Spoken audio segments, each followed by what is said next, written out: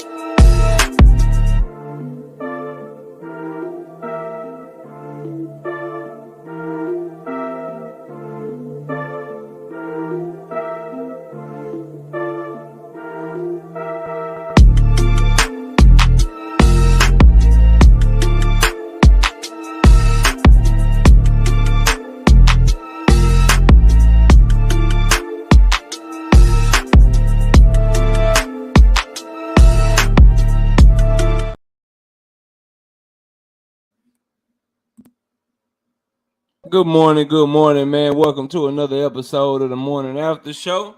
It's your boy Knockout Boxing 86 TV with the singing OG KQKC Boxing Network. KQ, how you doing, man? All right, man. I'm doing all right. Just a little tired, but it was worth it. It was worth it all day yesterday. I would love to be tired like that every time boxing come on. Yes, sir. Hey, man. Yeah, it Man. was a good day of boxing. A good afternoon card, a good sir. card in the at night. So the Zone and ESPN both put on last night. So we are excited to come up here and talk to y'all about it. Plus, we got some stories that we need to cover. So we'll get into everything with you guys. Let me check and see who we got in the building so far. Be sure to hit the like button as you come in and let me know that you're here. Let KQ know that you're here. Shout out to Shot Towns. Find us in the building. I see you. Thrill Hill, what's up with it, man? Dr. Mark, I see you in the building. Jafari Caesar, Tay Tay in the building. Teach is here. What's up with it, Teach? We got Bruce Gas in the building. Andrew Gray, what's up with it? Mac of the South, one of our channel members in the building. What's up, Mac of the South? Appreciate you joining up, man. We got Jelly Bean in the building. Who else we got, man?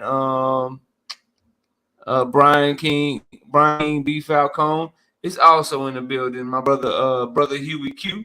I see you and slid through the back door. What's up? Look, y'all, we ain't got much time, so we're gonna get right to it. And talk about some of the fights from yesterday. Now, OG, did you watch the Ammo Williams fight? Yes, I did. Okay, what did you think of him, man? I thought he looked all right against a domestic level UK fighter. But what you got on Ammo Williams fight yesterday on that afternoon for the DAZN card, man? Ammo Williams is a good fighter, but I wish he would take his time. It looks like he's doing it now a little bit. He's not rushing. Normally Ammo would just come out there and go right at it and try to take your head off. Now I see a little patience with him now. I would like to see a little more patience with him. But now he's trying to find his groove. He's trying to fit in now. He's trying not to get that amateur style. He's trying to get that amateur style out of his system. Amateur style, it goes on a point system. And now he's in the pros. So he don't have to rush his punches. He don't have to go in there and try to take your head off. But Elmo pretty much I think he overlooked this opponent. But still in all, he weathered the storm and he did what he had to do. But now his punches was overthrown, but he wasn't sharp on his punches like he normally be. Now, was that intimidation or did he feel the power of his opponent? I don't know. But I wish he would take his time. But he didn't take his time like he normally do, like he should have done. But he's getting there. Now, one thing we have to remember, when we ask these young guys like 20, 21, 22, you got to give them time. You got to give them time to learn this system. You got to give them time to learn how it works. Everything is not a rush. I get it. You want the knockout, and everybody want to shine, but that time will come. That time will come. There's no rush. First of all, get the fundamentals down first. Get the fundamentals down first, and then you can pretty much kind of feel, your way around the ring and opponent. Then another thing, then you need to watch the different styles. I would love to see him fight different styles of fighting. Guys that fight on the outside, guys fight on the inside, guys that like to fight on the inside, guys like to fight with a free hand. I mean, those type of fighters he need to face. And then once he get up there, remember, he's still young. They are still young. Abdullah Mason, all these guys are still young. So that means they have time to develop and do what they need to do. But Elmo, hey, listen, I would give him a B minus yesterday. He did put on a good performance as usual. He's muscular now. I don't know if he's in the weight what, I don't know, but yeah, he's there and he's here to stay. So that's how I seen it. Yep. So I thought he did okay as well. My issue is kind of, I don't understand why he left Kevin Cunningham. That's when he looked his sharpest. That's when he looked his best. And so I think that's hurting him a little bit. And then also these tomato cans that, and no disrespect to the guy he was fighting, but these guys that the zone keep feeding him, man, is building bad habits, and he's regressing a little bit. When he was with Kevin Cunningham, you could see they were working on stuff, and he was learning to be more patient. He was learning to pick his shots better. But now he's back to rushing his work a little bit. If he gets hurt, he's back to throwing a bunch of shots instead of placing his shot. So I thought he did okay, but I've seen him look better. And at this point in your career, you should be getting better with each time out, specifically when they got you fighting guys that really don't belong in the ring with you. We talking about a guy in River Wilson Bent who he was fighting that already been knocked out by low-level UK guys that already, never made it higher than fighting barroom guys from England and Great Britain and Europe and all. Like he never really was anything anyway. And so I wasn't surprised that Ammo Williams got him out of the hell. If anything, I was surprised it took 8 rounds. And I thought he could have did it a lot sooner if he had been more patient and looked to place his shots better. He has all the physical dimensions to be a very, very scary dude to deal with at middleweight. The man got heavyweight reach with 78-inch arms. He's 6 feet tall. He got muscles, but he's not too muscular.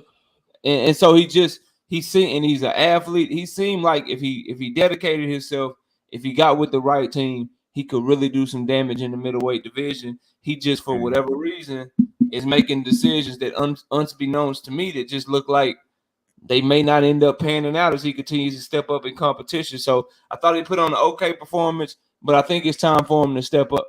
Yeah, it's time for him to step up. The man got I got it written down here. He got 14 fights now, man. He got 14 fights, and he's still fighting the level of fighters that really at this point he should have graduated from. He should have graduated from. He took a step back fighting River Wilson Bent from fighting Kieran Conway. Kieran Conway that he just fought was a better fighter, and now you getting in the ring and you fighting dudes that's not as good as him. It's just, to me, it's not a good look, and I want to see him do something else and try to fight better level competition. So that's all I got on it, man. I'm really not going. Yeah, I'm not gonna go in on him. But I just think he could have did better, man. Yeah. You gotta, you either fight one way or another, and he got to get it one style down, and he got to get it down pat.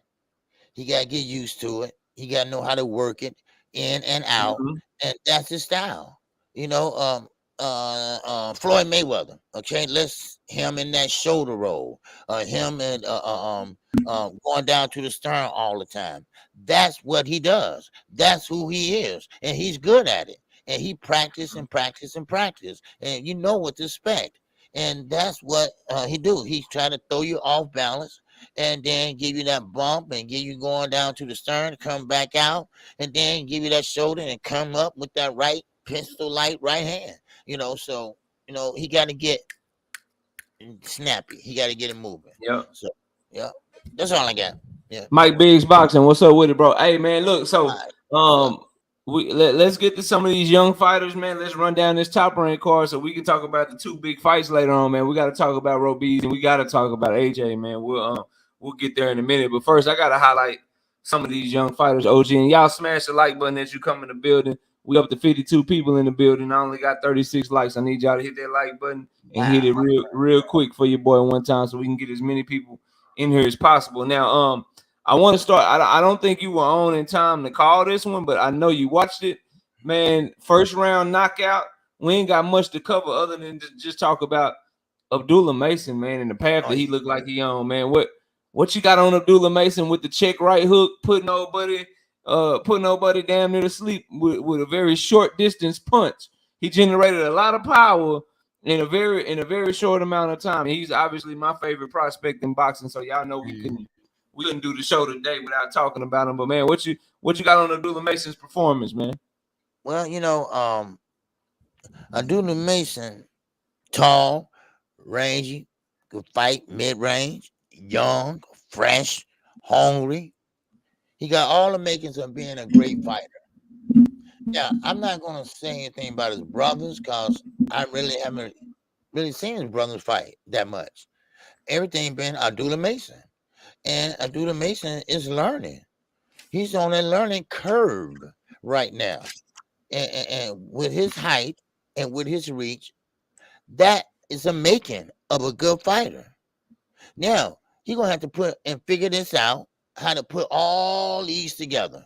I'm talking about the reach, the height, the power. Now, that's what he's going to have to do. Just like Shakur Stevenson said, listen, I got the height, I got the reach, but I got respectable power. But I got to find out how to put all these together and make it work. And make it work each and every time. That's what Abdullah Mason have to do. He has that amateur pedigree, but I keep telling everyone that is the amateur. These are the pros. So you're gonna have to pretty much find yourself, keep yourself composed. A fighter can't go. A coach can't go in there and fight for you. You're gonna have to find a way to get in there and fight every different style that come in your face. Well, Abdullah Mason, man, listen, I like the kid. I think the kid gonna go a long ways. And now I will be very, very interested of how he does once he starts stepping on that ladder. And once he starts meeting those big higher competitions, I'm excited about it. Because if he answer the bell or answer the call, wow, I'm gonna be excited myself. And I think he can. I think he can because he's very mature for his age. He's not out there outside the ring doing any shenanigans. He's doing what he needs to be doing, staying in the gym, and all those things play a factor. Habits make perfect fighters. You always got to have that habit. And that means that, staying and being a gym rat, that's a good habit to have. So that's how I got on Abdullah Mason. I didn't see the fight.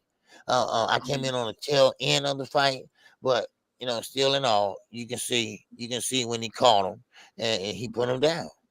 So that's it. But I haven't seen his brother.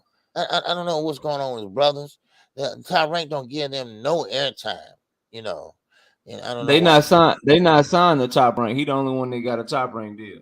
Oh, okay, that's why. All right, that's why they fought on another card. Maybe a few months back. Yeah, it was at the end. It was at the end of 2022. Right. Yeah, right. It was at the end of 2022. They fought on a card over there in his hometown in Ohio. And he was on the card too. because Top Rank had already gave him all his fights for the year, and they let him. They got a developmental deal where if they meet all his, if they give him the amount of fights that they agreed to in the year, then he can go fight another fight as long as Top Rank approved the opponent.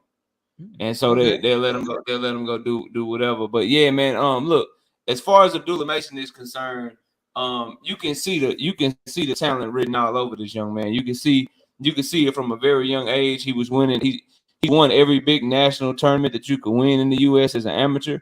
The only thing he didn't do is go to the Olympics because he decided to turn pro early. But as far as his skills, man, the man is an outstanding counterpuncher. He got the length. He got the range. He generates a lot of power without trying to. His shit just flow, and when it hits you, it stop you and it hurts you. And he got good distance control, and he works behind his jab well. He looked like a complete fighter at 18 years old, bro. And that shit's scary. You know what I mean? So I can't wait to continue to watch him take his journey. I don't know how many more times they're gonna put him in there with 6-round opponents, but I think it's time to step up to some 8 rounds, some 10 rounds. Because I think KQ, you put it great when you said habits build a perfect fighter. That is nothing but a fight family over there, bro. I want everybody to think of like the Russells and shit. Like that's all they do over there. He got like 4-5 brothers. They all trained by their daddy and they all fight. Like that's all they doing all the time, 24/7. They getting it in, they getting it popping, bro. And that type of lifestyle can make you very, very successful. Because you got people around you that's gonna hold you accountable, people around you that's gonna push you to continue to try to be great. And at 135 right now, it's a lot of work for him over there at Top Rank. I want to see him start stepping up. I want to see all these guys step up because he may eventually be the last one standing. Like we talk about all these other young fighters or whatever, but when he's 24 and Shakur is 29, 30, when he's 24 and Devin Haney is 28, 29 years old, Abdullah Mason may end up being the one to kind of surpass all of them when it's all said and done. He got that type of talent, that type of ability, and he's kind of a mixture of everybody. He got enough power, he got length, he got speed, he got athleticism, he got defense, but he's aggressive with his combination punching. If you haven't jumped on the bandwagon of Abdullah Mason, I've been trying to tell y'all from the time I started this channel because I done covered all his fights. Y'all need to check him out, man. You need to check him out. And as OG always try to tell y'all, don't just wait for the main card, bro. Don't just wait for the main card. Watch the undercard because you could be watching a future champion in the making if you're paying attention to what's going on. Shout out to my brother Big Dog Willie with the hashtag Con and the GOAT, hashtag TWT with the $2 in the super chat. Says Con should be AJ coach. He'll be better than Tyson. Hey man, we're gonna get to AJ. We're gonna get to AJ in a little bit. We got a lot to talk about. Shout out to my wife, Miss KO, in the building. What's up, baby? Appreciate you wiping that crust out your eyes and coming in and saying hello. Thank you so much. Now knockout real fast before you move on. Abdullah Mason, you know he's tall. He got that lanky build. What you think about when you move up?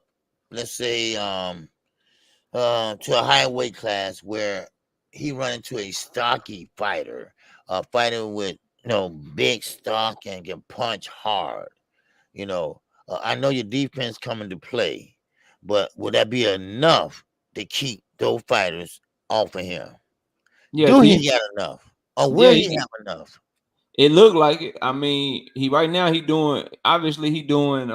what he's supposed to do to the level of competition he fighting, but them skills, that ability to work behind his jab and his length, he don't strike. Now I could be wrong because he moved up to 140, 147, but so far, OG, he don't strike me as the type to where you just gonna walk through his shit. Like ain't nobody like you ain't just gonna be with 8-ounce gloves on with the tech because his punching technique is flawless. You know what I mean? He turned over that hook.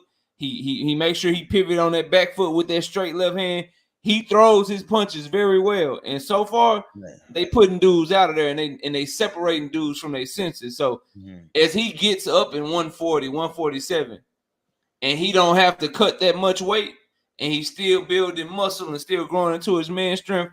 I don't see nobody just walking through clean punches. Like I don't see you just putting your high guard on and walking to him, and then he throw a counter uppercut or he throw a counter left hand or a check right hook. I don't see you just keep coming. Like I think he'll at Yeah, least get your respect. You know what I mean? So right. Getting the respect. Yep. yeah, and until somebody shows me with him, I'ma always believe in him because he's doing this and he ain't. It's not like he's taking shots that he's not supposed to take or he's barely getting by like some prospects do. Nah, he's whitewashing these dudes, man.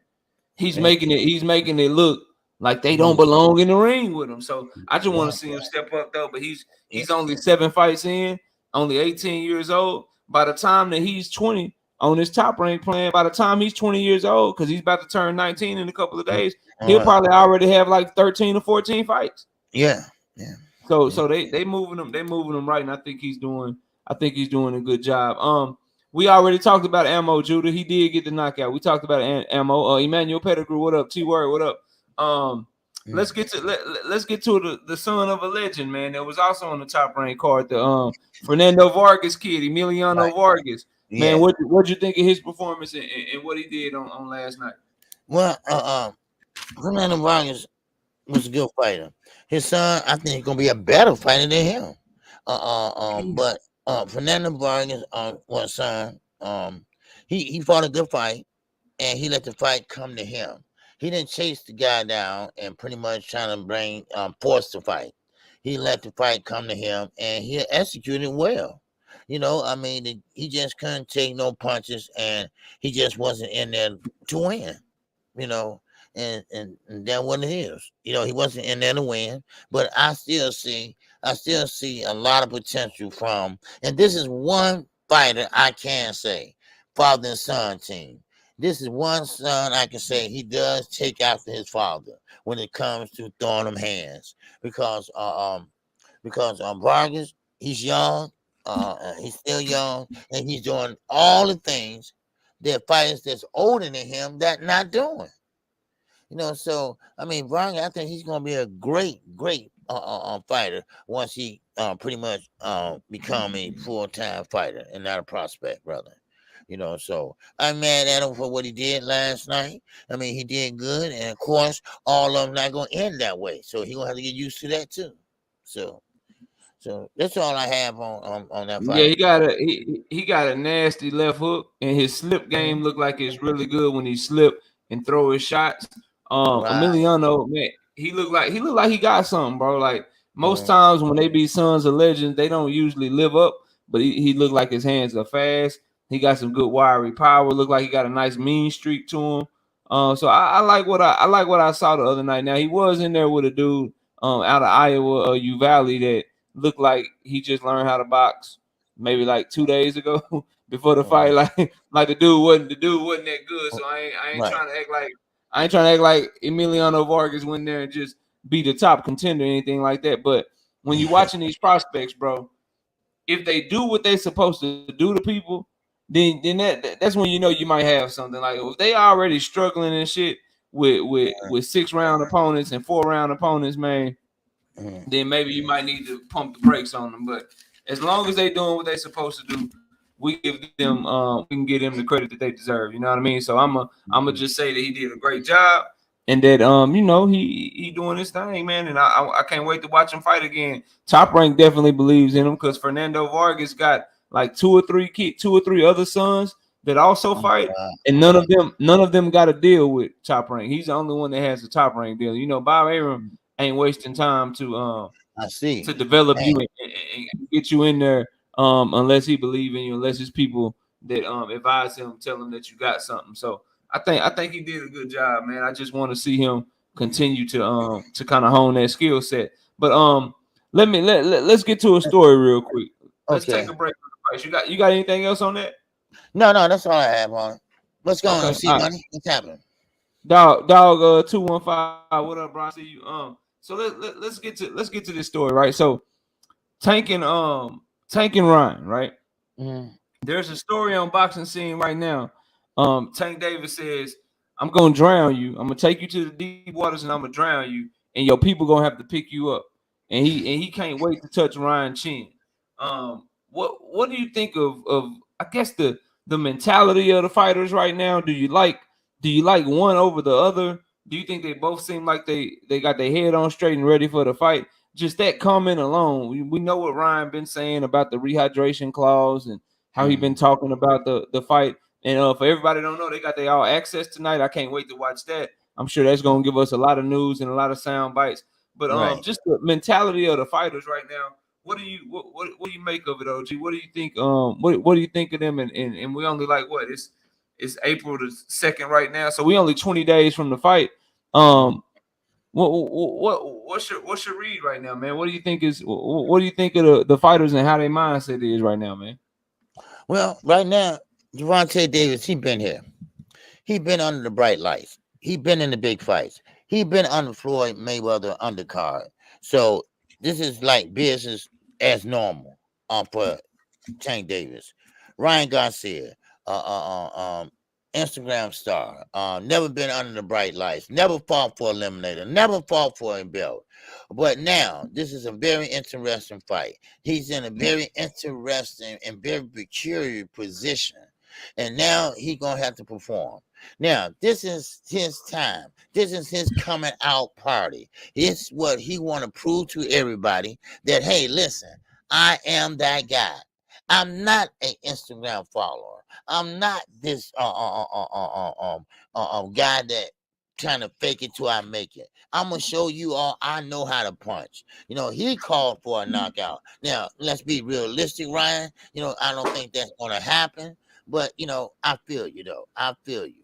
But still, in all, Ryan, he's saying this, he's saying that, and just like the film he put out, like I told you all yesterday, don't get fooled by that. All right, because there ain't nothing but Ryan trolling. Right, Ryan leaving his feet as he throws punches and this and that. You know, and Tank is too smart for that. He's too smart for that. But let's just say, for the sake of saying that, okay, I bite Tank. Okay, Tank would say, okay, I bite Ryan. Okay, man, I'm gonna knock you out. All right, man, look how you punch and this and that. But he got that what we call a ring IQ. That means something. That means something. That means you can change on a dime on a fly. So if Ryan come in there and try to surprise him and not throw the left hook, throw the right hook, you know, still and all, Gervonta Davis will be ready. And that's what I believe. Now, of course, do Ryan really care about winning? That's the question. That's the question of the day. You know, do he really care about winning, or do he really care about getting that bag? You know, see, that's the thing about it. And then, man, he came out for a few words and a little shot here and there. Oh yeah, we're gonna get to that press conference. We're gonna get to it. We're gonna talk about it. Yeah. So Ryan,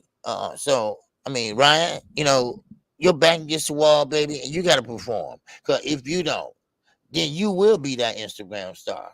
You will be that guy that still fighting on 135 pounder. There's a reason why you didn't go up to 140. There's a reason why you haven't fought nobody at 140. There's a big reason. Why? Because you're not that good. You're not that good. You can't get in there with a Regis Prograis or Gary Antoine. Shall I go on? No, so you want to go down and fight Tank Davis. So you said you've been waiting to fight. But you could have fought him. And then you changed your mind. But now, oh man, now everybody's saying this and that about you, so you want to prove yourself. But will he prove himself? That's the question. And that's all I have. Yeah, I mean, the thing that's very interesting about Tank and Ryan to me is that for whatever reason, Tank is taking him very serious, bro. Like, and so I hope that Ryan, I hope you're right. I hope he was trolling with that video. I hope that he's really in the gym working hard and ready to win, bro. Because Tank Davis is taking him very serious. And if Tank is taking you serious and he's as sharp as Kenny Porter is saying he is, he's as sharp. The guy from Philly, Greg Hackett, took his fighter down there to spar Tank. And they did an interview on YSM Media. It was a great interview. He said that Tank is sharp and powerful and just killing shit in sparring right now, and that he really just doing dudes real dirty. Wow, bro. I hope that Ryan Garcia is just joking, I hope he's not preparing for this fight like he did all his other fights.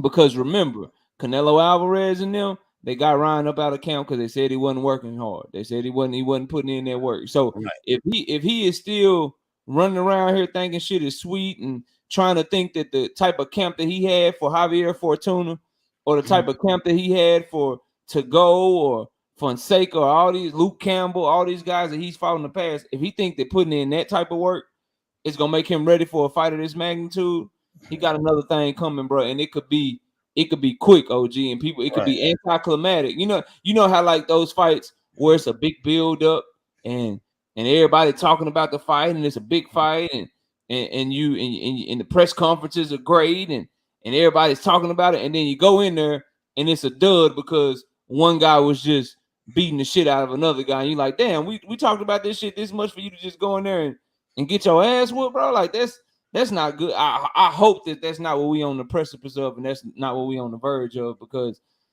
as fight fans, we deserve it. We deserve both fighters to really be putting in that work. They're gonna make millions and millions of dollars, and I hope Ryan is treating it as such. Because I want to see a good fight. I want to see the best of him. But that video, it didn't look good, because I'm telling you right now, if that's how he coming, if that's how he punching and shit, man, he is 9-9. Yeah. he is open for all kind of counter work and all kind of shots that that's gonna not end well for him. So we'll get back to the fights, but the other thing I wanted to talk about. Wait. Let me just say this real fast. Everybody, listen. It's no shame in having your favorite fighter. The Charlos are my favorite fighter. And you still could be a fan of boxing at the same time. Don't let nobody tell you something different. All right? I hear this all the time. And I hear this from a certain person all the time. All right? Don't believe the hype. Don't believe it. You can be a fan of boxing and you can have a favorite fighter. Yes, the Charlos are my favorite fighters. Yes, but if they are not performing, I will get in them. All right? Because I'm a fan of boxing too. So you got to know how to leverage both of them. But don't let nobody tell you all that you can't have a favorite fighter. Don't let nobody tell you all that you cannot be a fan of boxing and have a favorite fighter. And you can have both. Trust me, you can have both. All right? That's all I wanted to say. All right. So let's go with this one, man. Bill Haney. So Devin Haney and Lomachenko had their press conference on Thursday, and Bill Haney said something that's kind of caught fire that I've heard in the YouTube streets as well. And I wanted to get your take on it, man. This idea, and we're gonna keep it going with lightweights. This idea that Tank and Ryan is somehow an exhibition fight. That it's not a real fight. That it's an exhibition fight. What do you think of that, man? What's your thoughts on that? Do you agree? Do you disagree? Why not? When you hear those comments, what do you think, man? Well, Bill ain't gonna like it. He's mad at me now as it is, so we might as well keep it going, right? Listen, he said this is an exhibition fight because Tank is making up the rules as he go. No, he's not. He put a rehydration clause on that. Why? Because he didn't want Ryan with the advantage coming in there and blow up to 140 or 150, whatever he wants to blow up to. So it's not an exhibition. You see, you have to understand, it's a difference in an exhibition and a legacy fight. I think both fights, Lomachenko and Devin Haney, they both have legacy fights. Number one, Haney, Lomachenko, that's a legacy fight. Why? Because belts are up for grabs. And also, you fight a two-time Olympian, all right, a gold medalist, and also undisputed, the youngest undisputed champion.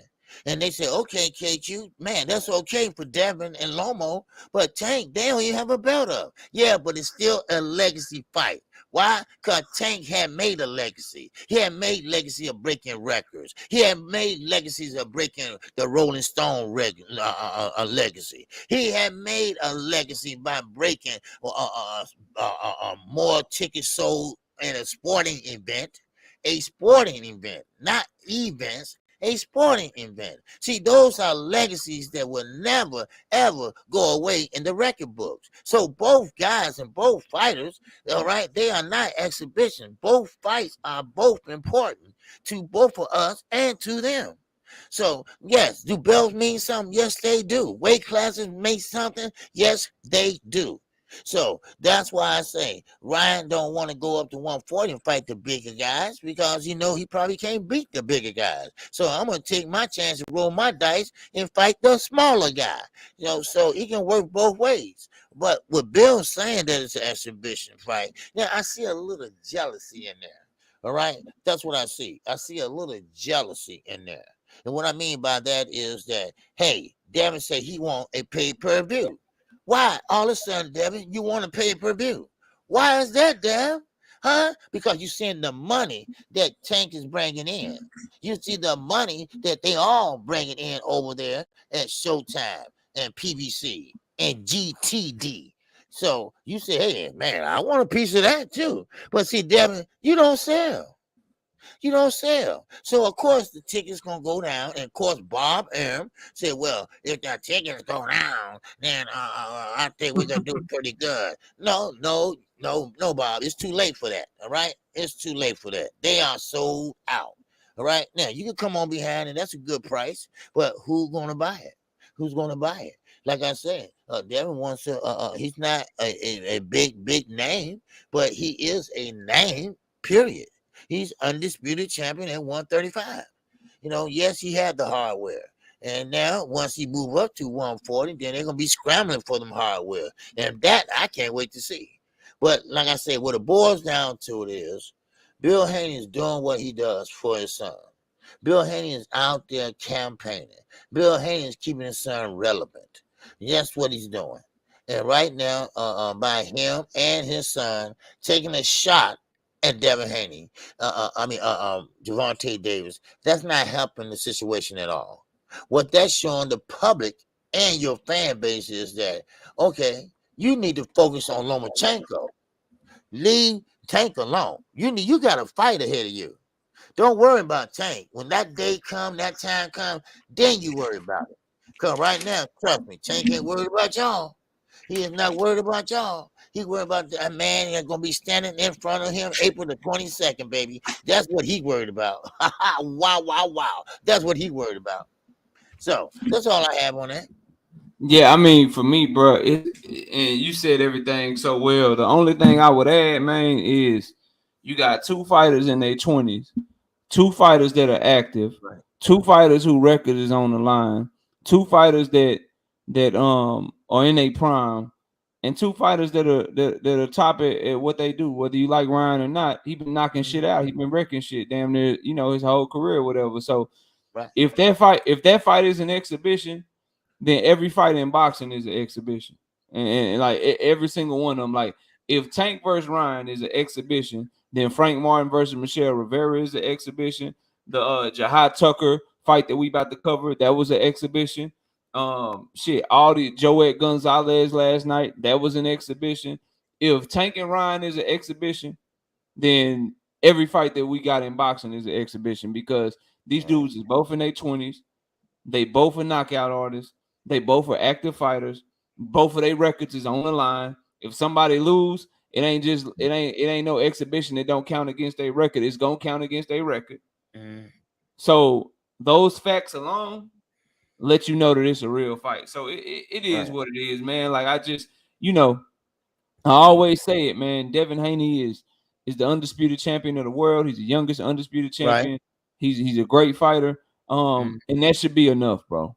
That should be enough. We shouldn't have to try to shit on one fighter to uplift the other. What Devin Haney is doing is good enough.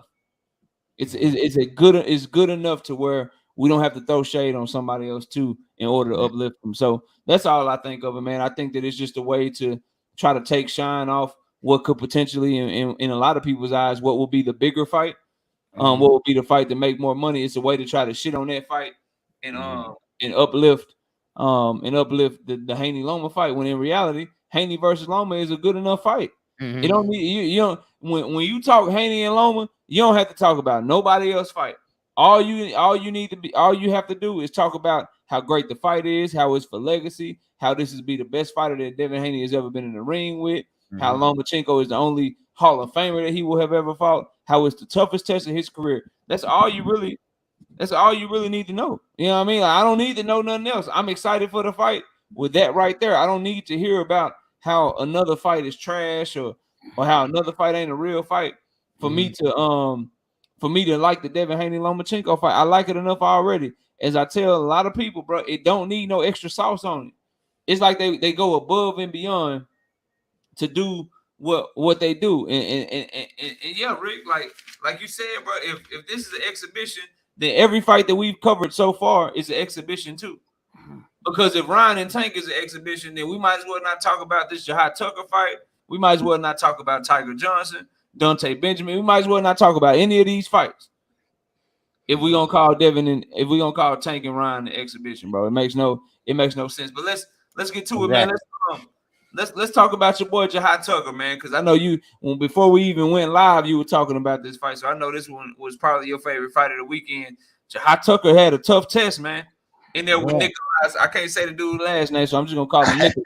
I got Nick and Slava. Yeah, what you think of that, man? What you got on that fight? I thought it was a phenomenal fight, man. And I thought we learned a lot about the young Jihad Tucker. But go ahead and tell us what you think, man. You know what? I did. And I think everybody did. Everybody learned a lot. Now, Jihad Tucker didn't inspect what he got in that first round. That wasn't no filling out round for Nick. Nick came out there swinging. He came out there swinging with 1, 2, 3, 4 pieces. And I'm talking about, you see Jihad Tucker, he ain't going bop, bop, bop, bop, bop, bop. And then he hurt him with a stutter step right there. But Jihad Tucker, he is only 20 years of age. He's not even old enough to buy alcohol. That's how young he is. But he started putting his shots together in round 2. And show this young man that I know how to box too. And that's what he did. And he started running out of gas later on in the round. But in the meantime, Jihad Tucker was starting to score. Especially after he got that pep talk from his dad in at the end of round 1. He came out there blazing. He said, I need you to turn it up some. And that's what he did. He turned it up. Now, Jihad Tucker, we found out last night, that he not got only kahunas and moxie, he got heart.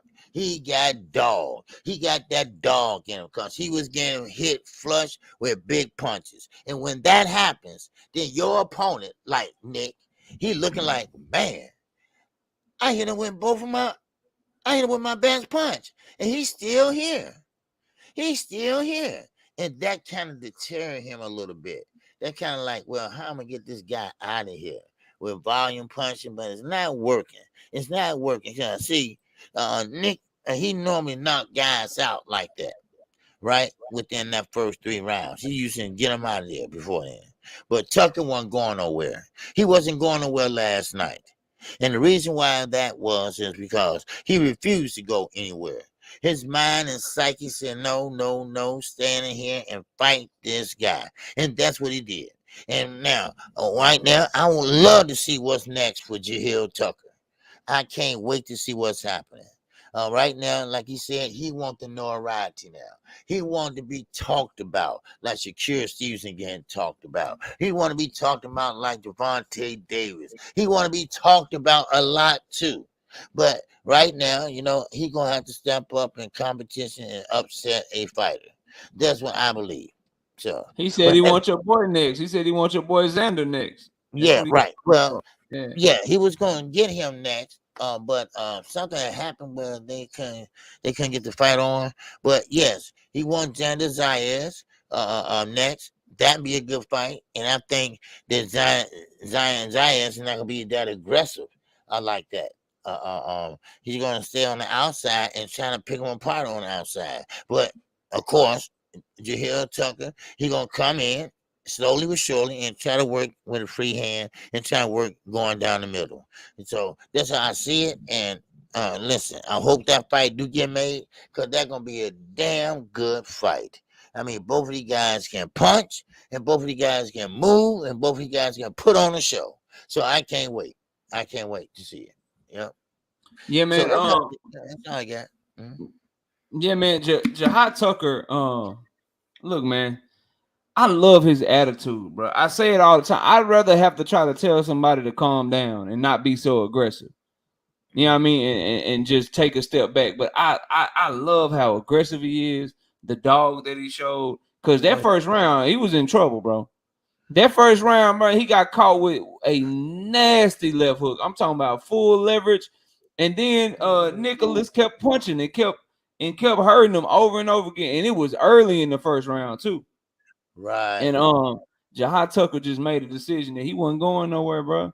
And he was there to fight, and he was gonna win by any means necessary. And just not only did he show in the ring, but he was moving up from 147 to 154 because he was having trouble making weight at 147. So to move up to 154 and take on a dangerous opponent like that, and then to get in the ring and actually, because anybody could have quit. You're 20 years old, you know what I'm saying? Stuff is getting tough for you. You live to fight another day. But nah, man, he sat down and he turned up. And I love the fact that he started working behind his jab. He was banging with him when he needed to bang with him, placing his shots well, and just staying in there in the fire and not being bewildered and not shying away from the moment. Because that was a big moment. That could have went all the way south on him. Because it looked like it was about to. But for him to turn up like that, like I'd rather have to teach you, hey man, calm down, quit changing punches so much. Hey man, mind your defense. Hey man, you know what I mean? Like make sure you use your fundamentals. You got good fundamentals, use those. Use your speed, use your foot. Like I'd rather have to coach that shit than to coach effort. You know what I mean? Like you ain't got to worry about coaching his effort. You ain't got to worry about coaching his dog. You ain't got to worry about motivating him. All you got to worry about is teaching him how to be a better boxer because he already a fighter. If that makes sense, like all you gotta do is teach him how to be a better boxer. He already a fighter. He already to fight. He already there to fight you. You ain't gotta teach him that. You ain't gotta teach him, hey, bro, look, if this dude beating on your ass, you need to bite down and you need to fight back, or I'm gonna stop the fight. You ain't gotta tell him that, bro. You don't have to worry about none of that shit with him. And that shit right there is something that the good trainer can work with, because he gonna show up to the gym every day. And he gonna be ready to get it popping. He just, as I've always said when I do his prediction videos, he just real raw. He rely a lot on his instincts. A lot of his defensive movements is just things that he drill and habit instead of actually worried about what punches might be coming and use it that way. That's why you see him, like he'll throw a punch and he always do this shit. You know what I'm saying? He always, that's just because it's a habit. When in reality, you doing this shit, but right hand might be coming. You doing this shit, but a left hand might be coming. You need to be doing this shit. Yeah, I don't know why he do that. You know what I'm saying? All that drilling shit that you're doing, like it might not be the shot that's coming. So as long as he can shore up some fundamentals, man, his star definitely rose up a little bit last night. People are definitely gonna be paying more attention to what he got going on because he had the type of performance. It was the most memorable fight for me last night. In a fight day that had Anthony Joshua on it, a fight day that had Robeizy, Ramirez, and Isaac Dogboe on it. The one that I remember the most, it's gonna be what I saw Jihad Tucker do. Right. You know what I'm saying? What I saw Jihad Tucker do. So I thought it was a very good fight. A very good scrap. And for me, for my money, it was the most entertaining fight that I watched yesterday. So I don't know if you got anything else on it, OG. What you got? Anything else you want to talk about on that? No, one more thing. Jihad Tucker. One thing I did notice last night, the young man. I get it. You want to show everybody that. Listen, I'm not taking no stuff off of nobody. But you're gonna have to calm down. You're gonna have to calm down when you're in that ring. You cannot disrespect the referee like that, especially right in front of the referee. You're gonna have to pick your fights and your shots when you get a chance. That means you're using common sense. That's what you're gonna have to do. Yes, this guy was hitting on the break. Yes, he was. And you got caught hitting back on the break. But still in all, you're gonna have to calm down, son. You're gonna really have to calm down, and that will help your game too. You can't go in and fight mad and mean mugging each other. That's just not gonna happen.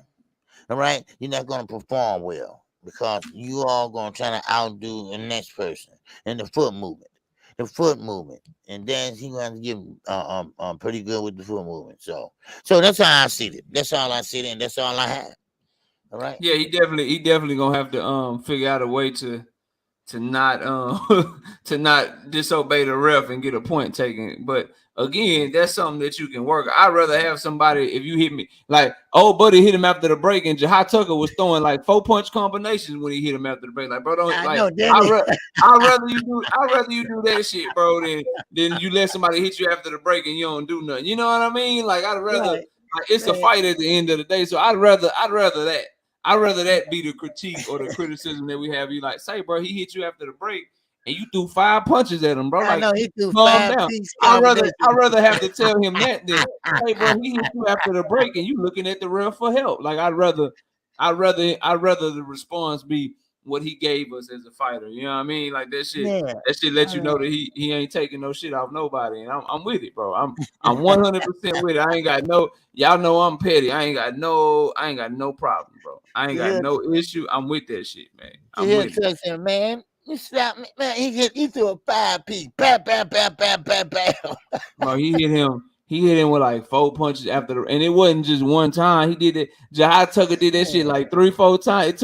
It took a couple times, and the ref finally said, "Look, bro, I can't just let you assault this man like that. We gotta take a point from you, bro." But he wouldn't say like if old buddy pushed him, if old buddy threw a little punch in there after the break, Jihad Tucker was gonna throw him like a little 3 or 4 piece, man. He wasn't playing. He wasn't playing no game. Yeah, I ain't hear the bell. Like it wasn't no bell. The ref was talking to you. It wasn't no bell, bro. The round ain't over. The ref was talking to you. He like, nope. Like, no, I'm with whatever. I'm with whatever you think you with. I'm for all of that. You know what I mean? So it is what it is, man. I thought it was a very good performance from that young man. Let's talk about another prospect though that went 8 rounds for the first time. We gotta talk about our boy Tiger Johnson, man. Y'all hit the like button. I can't even see the likes. I hope they don't look bad though. Y'all hit the like button one time for me. But Tiger Johnson versus Alfonso Oliveira. Tiger Johnson went the distance, 8 rounds for the first time. What you got on Tiger Johnson, man, and his performance? Wait. Okay, I'm sorry. I'm trying to delete something. Okay, Tiger Johnson, listen, he did a great job last night. Tiger Johnson, he was slow when getting started. He started off real slow. I don't know why, but he was going right downstairs to the start, going upstairs, and he was in there with a guy that wasn't that great of a fighter. And he was picking the shots, and he was taking his time. He looked like the old Tiger Johnson, But he was in a fight last night, and he made it good. He made a good fight, and he made every shot count. He took his time, and he was very accurate with his punches. So this is another good fight. This is another young man that's coming up in the ranks that wants to be popular, wants to have a big name. And now he is starting off slow, and he want to finish fast. So now Tiger Johnson, now he want to get that name recognition now. Because let's be honest, a lot of people don't know who this guy is. A lot of people don't know who he is or where he's from. But still in all, he still can box. It's a lot of great prospects over there. And one thing about it, Tiger Johnson, he was sticking a jab. He was working the jab. He wasn't behind the jab. And he was throwing an overhand right, going downstairs to the stern. I mean, going to the left and right liver. I mean, he was doing everything right, I would think. I didn't think he had any mishaps or anything like that. So hey, I think he did pretty good. I don't have too much to go in on him about or say about him, but basically that's all. That's all I have on that knockout. Yeah, I mean Tiger Johnson, like Mm. in the first round, he got wobbled, man. I don't know if y'all saw that shit. In the first round, he opened up 2 wide with his right hand, and old buddy caught him in between the shots, and he ate that shit, and he got wobbled a little bit. He got it seemed like the last couple of fights he been dropping shit, he been stopping shit, so he kind of fell in love with his power a little bit, tried to throw that right hand hard and opened up too much, and he got caught with a nice shot in between the shot he was trying to throw. But he recovered well. And then for the rest of the fight, the young man is he's so fast, bro. Like he fast, he got good eyes, good instincts, he can counter punch well. I like the way he works behind his jab. I saw him box off the back foot a little bit last night, so I like the versatility that he got. And then when he did time that right hand right in like the 7th round, he almost put the old buddy on his ass. But he was dealing with a fighter that had 7 losses, but ain't never been stopped before. So he was in there with a real tough ass dude that was aggressive, that was coming forward, and he was able to work behind his jab, pick his shots, land the cleaner shots. Still want to see him get more comfortable fighting on the inside. Still want to see him pick up that jab more. But he looked good, man. Tiger Johnson looked like he got something that you just can't teach, and that's speed, instincts, and reflexes that are just very, very fast and very quick. So the sky's the limit as long as he stays disciplined and is able to kind of keep working hard in the gym. But I like him, bro. A lot of these dudes from Ohio, man. Ohio got a bright future. Ohio could have a bunch of world champions at once if all these dudes pan out and continue to grow. But I like what I saw from Tiger Johnson. We only got 2 fights left on the top rank card. Then we got to get to Anthony Joshua and talk about his goddamn mental breakdown, man. I gotta see what that shit. But let's go to the co-main, man. Let's talk about Joey Gonzalez versus Enrique Vives. Now, to me, Joey Gonzalez beat Isaac, dog. Man, he should have been the one fighting Robeizy Ramirez, but that's a whole nother conversation. Joey Gonzalez versus Enrique Vives. Enrique Vives was a walking punching bag last night, and Joey Gonzalez obliged him. What do you think of that fight, the co-main event between those two, man? Well, that was a special edition, they call it, but it was a rock'em sock'em punching fight between Gonzalez and Viegas. That's what I call them, and they both were throwing punches. They did not move. They did not do any lateral movement, no ring generalship, none of that. They was going up and down, up and down, up and down with their punches. Then they was right there in close quarters. It was a scrap. No doubt about it. It was a scrap. No doubt about it. Yes, they both was landing. They both were missing. But one thing about it is, how can you score a fight like that? Because, see, Gonzalez, I seen him in a couple sequences. He pushed off. He pushed off so he can have room to extend that right hand. And that did hurt Viegas. And see, sometimes you have to do that. You got to get him getting bumped or push him off, bam. And so you can throw that straight right hand. And that did land, that straight right hand. So, and Gonzalez, he got the nod. But see, those what the judges are looking for in those type of fights. Judges are looking for the eye-opening, catching shots. And of course, when your head is popping back, keep popping back like that. The judges notice that. They notice big shots like that. So it's the hurting game, baby. Yes, sir.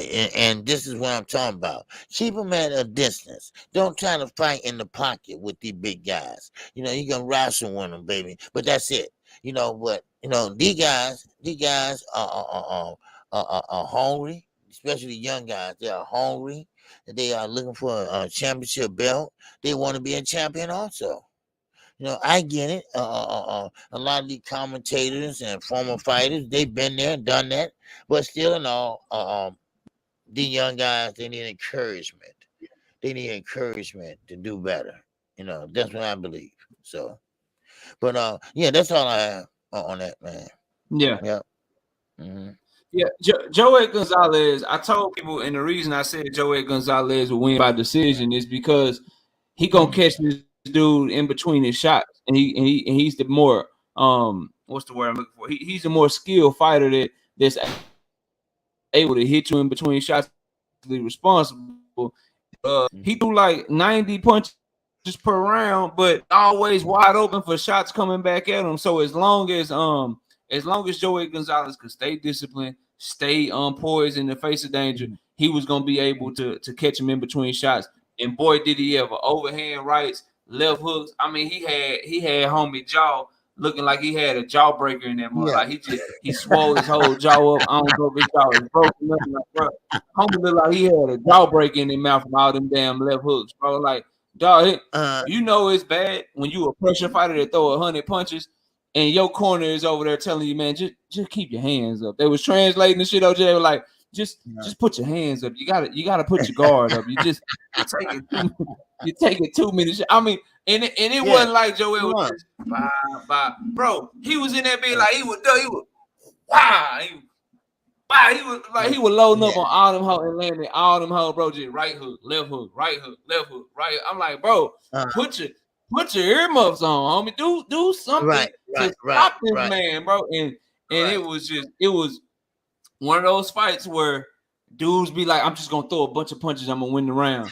Nah, bro, it's clean, effective punches, bro. You throwing 10, landing 1, he throwing 3 and landing all 3 of them hoes. And the one that you land barely hitting, the 3 that he landing is just fucking you up left and right. And I gotta say, bro, Enrique Vives, he a tough ass dude, man.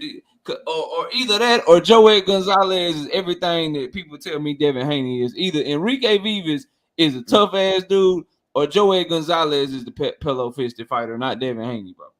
Like it gotta be one. It gotta be one of those two things. I mean, he hit, bro. He took the kitchen sink. He took the garbage disposal. He took the refrigerator, bro. He hit this man with everything, and this man did not get knocked out. I was shocked. I thought he was gonna stop him, but Joey Gonzalez, I believe, put himself in position to he probably gonna challenge Robeizy Ramirez for a title defense for his title that he just won. Speaking of that though, man, the main event, Robeizy Ramirez and Isaac Dogboe, featherweight championship of the world, 126 pounds.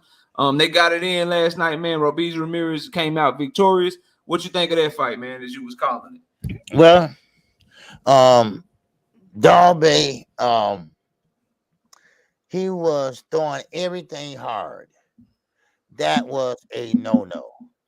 He started off round 1, round 2, round 3. Everything he was throwing, he was sitting down on those punches. Now, normally that would take a toll on you right away, especially when you're short and stature like that. But Dogboe made it to the later rounds, but he still didn't have nothing left. Now, Robeizy, yes, he's still young and fresh, and he can be able to move around the ring. But still, in all, Dogboe was still trying to get him out of there. I mean, to the last 2 seconds of the fight, he swung with big right hand, a big left hand. Now, if that hands would have connected, Robeizy would have been out of there for good, baby. Man, I mean, he still didn't give up to the last second. And Barry Hearn was pretty much pissed. He was pissed off, so, I mean, it is what it is. So, I mean, Devontae Davis and his love, I don't know, they're going back to Las Vegas anyway. But Robeizy, good fighter, Olympian. He beat Shakur Stevenson for the gold medal. I mean, he did. Shakur ended up with the silver medal. That's when he started crying and stuff like that. But still, in all, Robeizy, he's a good fighter, man. And one thing about it is he don't have a lot of fights under his belt. So I can't wait to see. Yeah, that was only his 13th fight, man. Yeah, that's the thing about it. And this what scares a lot of these fighters. Wait a minute. And this was Silence, who is your Dennis Ugas trainer also. They don't want that stigma. They don't want that Cuban stigma where they only know how to fight on a point system. They don't want that. They want to get in there and get the same respect that Americans get. And I think they're doing that right now. Now, of course, Bob is not doing it, but, I think he can be a big star at top rank. Then he probably go ahead and then go on his own way. But one thing about it is that on Dogboe, I think that was the end of the road for him. And what I mean by that, and I'm not wishing nothing bad on nobody, but I can't see him getting another shot at this. I can't give. He just can't get another shot at a championship. I think that was it. So, but that's all I have on it. Yeah, man. I think so. Here's the thing, bro. With that fight, right? I thought Isaac Dogboe, he just couldn't do what Barry Hunter was asking him to do, which was close the distance and stop giving Robeizy Ramirez so much respect. It's like Isaac Dogboe was caught in between mid-range and getting close, and he would try to get close every now and then, but then he would just kind of take the foot off the gas. And when he would get in close, he really wouldn't let his hands go. When he would have Robeizy Ramirez up against the ropes, or Robeizy Ramirez retreating and going backwards, and so he missed a lot of opportunities to take advantage of some of the things that Robeizy Ramirez was doing wrong, because when they were just in the middle of the ring, when they were just boxing, Dogboe had no shot, man. Robeizy Ramirez is two-time Olympic gold medalist with over 400 amateur fights, impeccable timing, and a very, very masterclass level boxer if you just let him box in the center of the ring with you. And so Dogboe had no shot from there. I told people his only shot was to make it ugly, get in there, throw caution to the wind, and just try to get on the inside and get Robeizy against the ropes and just wail away at him and hope something gets through. That was his shot to win the fight. And he had opportunity. Robeizy gave him opportunities to do that, but Isaac Dogboe just couldn't take advantage of it. For Robeizy Ramirez, that counter left hand that he got, man, the way that he sets it up by switching levels and dropping down low with his feints, man, he got something going with that shit. He got something going with that shit. And until somebody shows me at featherweight that they got something for him, I'm rocking with Robeizy Ramirez right now until I see somebody that could potentially challenge him at the featherweight division. He looking like somebody that could potentially unify, and somebody that can really staple himself as one of the all-time great featherweights, as long as he gets the opportunity to fight the other champions, because he has he has the best amateur pedigree of all of them, and I think he's the best standard boxer with timing, counter-punching ability, and when he uses his jab like he did at the end of the fight, that makes him even that much more of a dangerous fighter. So shout out to him, man. I thought he did a great job, and I can't wait to see what's next from him as he continues his career now that he's world champion. Hopefully, he's able to keep it up and continue the tradition of Cubans, being great in the sport. That's all I got on it, man. I thought Robeizy was a handful last night for Isaac Dogboe. And like you said, Dogboe, he was barely scraping by. If you've been paying attention to his career and watching all his fights and predicting all his fights, you kind of saw this coming, right? He got beat up real badly twice by Oscar Navarrete. And then if you go look at his last three victories, they were talking about how he was on a 3-fight win streak. Well, you could argue that he lost 2 of those 3 fights. The fight that he won against Adam Lopez was beating him up at the end of that fight. And then the fight that he won against Joet Gonzalez, an argument could be made that Joet was landing the cleaner punches and was the aggressor. So he been barely scraping by as is. So if you've been paying attention, you kind of saw this shit coming. Hey, Busy, what up? Hey, Busy, what up? You kind of saw this shit coming. So that's really all I got on it, man. I don't think too much more of it, but we got to get to this last one, man. We got to talk about Anthony Joshua, man. We got to talk about Anthony Joshua and Jermaine Franklin. I told people Derrick James cannot fix your brain and he can't fix your heart. And even though AJ won, he did not look good to me. But I'm gonna let OG take it away. OG, what you got on Anthony Joshua and Jermaine Franklin, man? Man, I don't know, man. You and BF, y'all some hard critics. But I think I really do. I really think that Anthony Joshua's footwork was better. I think his punch placement was better. And of course, his timing, he's going to have to get used to that.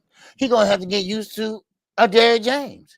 But the thing about this is, and Drink More Water said this last night, I said, listen, and for AJ to get back like he was, he's going to have to put in more work. Well, Drink was right. He's never going to get back like he was. But at least he won last night. That give him some type of confidence. That give him something to look forward to. Now, he won last night, but that's just the beginning. That's just the beginning. He got a long ways to go. And he's only 35, so he got to step on it now if he want to collect all these belts and be undisputed. He did it at 130 and almost did it. He did it at 135. Talking about Anthony Joshua, OG Anthony Joshua. Not 135, but yeah, Anthony Joshua almost if he would have fought Deontay Wilder, he would have been a unified undisputed champ, at the heavyweight division. But still, I think he still can get back. I still think he can get back to not like he was, but this is just the beginning. Like I say, and like I told BF and you too, yes. If you lose a fight, and you always been that top dog in the UK, everybody loves you ever since the amateurs, and they raise you up to be that star. And now you start believing in that. You start buying into that program, right? And you see dollar bills fine. You see Sweet Caroline singing and everything. Then boom, you lose. Boom, you lose again. Then boom, you lose again. Then that's gonna bring you down. That's gonna upset you. Then you're throwing belts in the ring, and and that might be a little bit too much, but that don't mean you're mentally ill. That means you're upset. That means that God dog it, and damn it, and so I want to hit somebody, and so last night he hit Franklin on the back of the head, bam, right, and that was uncalled for. That was very uncalled for, and he know better. He's a professional. He knows better than that. You don't sit there and walk away when his back is turned, and you ain't gonna hit him on the head, boom, good fight. They ain't gonna sit there and wrestle with the man like he's still in the fight. And he gonna put there and push him back towards the rope. Now that need to be checked out, but still in all, Anthony Johnson fought a smart, methodically thought out fight. But he gonna have to learn. He gonna have to learn how to fight on the inside because he almost got tagged with an uppercut. So he gonna have to pretty much space them uppercuts out. So that's all I got. Anthony Joshua, because I think he did a great job. I don't think he was mental. I don't think that I think it's gonna be a long process. It's gonna be a long process. But one thing you cannot do is hop from trainer to trainer to trainer to trainer. You got to get a chance to let Derrick James or whoever work their magic. Work their magic. And I know he felt good with a win. Because it's been since 2022. Since he last won a fight. That was in 2022. Did he win one in 2022? Yeah, that was the last one he won in 2022. Hold on, I thought it was 2021. I think it was. It might have been 21 then. Okay, it might have been 21. Because he lost to whatchamacallit? Alexander Usyk last year. Hold on, right. Well, he lost to Usyk twice, right? That's what I'm saying. He lost his last two fights. Yeah, he ain't won. Shit, he ain't won since 2020. Oh, that was 2020. Okay. Yeah, Kubrat Pulev in December 2020. That's the last W, man. The last time winning, bro. Shout out to Kareem Boxing News with the $2 in the super chat, and Dog 215 with the $2 in super chat says maybe another UK will KO you. Envy runs deep. Damn. Look, man, this is where I'm at with it, bro. Like, I hear what you're saying, but when you first start talking, you said he will never be back to who he was. And when I say he mentally broken, that's all I'm talking about, bro. He ain't never gonna be the same, bro. He'll never be the Anthony Joshua that got up and got hurt by Dillian White, then just went in there and destroyed him, or the guy that got up when Klitschko was having a good fight and then destroyed him. He'll never be that guy no more, bro. Derrick James can't fix that. Andy Ruiz took something from him, and he ain't been the same since. You know what I'm saying? I give him I give him. It's 2 pounds. KO, my bad. 2 pounds. You know, my bad. Dog 215 with the 2 pounds. You know what I mean? I appreciate the 2 pounds in the super chat, man. I'm from America, man. I don't know the difference, man. I appreciate the bread. Do y'all say bread out there? Paper, cheese, De Niro. You know what I'm talking? I appreciate you, my brother. I appreciate you. But that's what I mean by that, bro. He ain't never gonna be the same. That guy is gone, and the reason is because he's scared to take a flush shot, bro. He will not. He is tentative. You could see him in that ring throwing that jab out, and Derrick James did have him pumping the jab, so that's a good thing. But he's tentative. He's scared to throw shit behind it because he's worried about what's coming back because he don't want to go back to that dark place. And the mere fact that he would, in a victory, a unanimous decision victory, why he trying to start shit after the fight? So this is the second fight in a row. See, and this is what I be paying attention to, OG. It's the second fight in a row where he had some bullshit happen after the fight. He losing it, bro. Remember after the Usyk beat him the second time, he throwing belts out the ring and shit, mad at Usyk, crying and shit. How you beat me, man? How'd you beat me? You're not supposed to be able to beat me. And then now you beat Jermaine Franklin. You get back in the win column, and now you trying to push him and wrestle him and shit after the fight, bro. It's something off, man. Right. It's something off, and he won. He all he gotta do is run into the wrong one, OG. Like he ain't got no shot. If he run into any of the guys that we consider a top 5 or 7 heavyweight, bro, he done. Yeah, he done for it. You know what I mean? He better fight. Like he need to get in there with a Dillian White if he want a shot. If he want a shot, he need that. But if he get in there with like a Deontay Wilder, if you throw him in there with Joe Joyce, if you throw him in there with Tyson Fury, who he called out Tyson Fury for some crazy ass reason. You put him in there with Tyson Fury, even a Jared Big Baby Anderson right now. You put him in there with anybody that's gonna really come at him, bro. He in trouble. He in trouble. He ain't like it's over with now. Derrick James, maybe he'll look better in the second fight with him. Maybe he'll look better in his third fight with him. But what's wrong with Anthony Joshua ain't got shit to do with what you teach them as a fighter. As a matter of fact, it's the opposite of Jihad Tucker. Jihad Tucker is somebody we say, look, man, your skills and shit, we need to work on that, but we love your mindset. You ain't scared of shit. You ain't barring shit. Anthony Joshua is the opposite. You're big as shit for a heavyweight. You got good power. You know what I'm saying? You got a good jab. You got good amateur pedigree. You got good skills. You got good technique on your shots. But it's something wrong in his heart. It's something wrong in his head, man.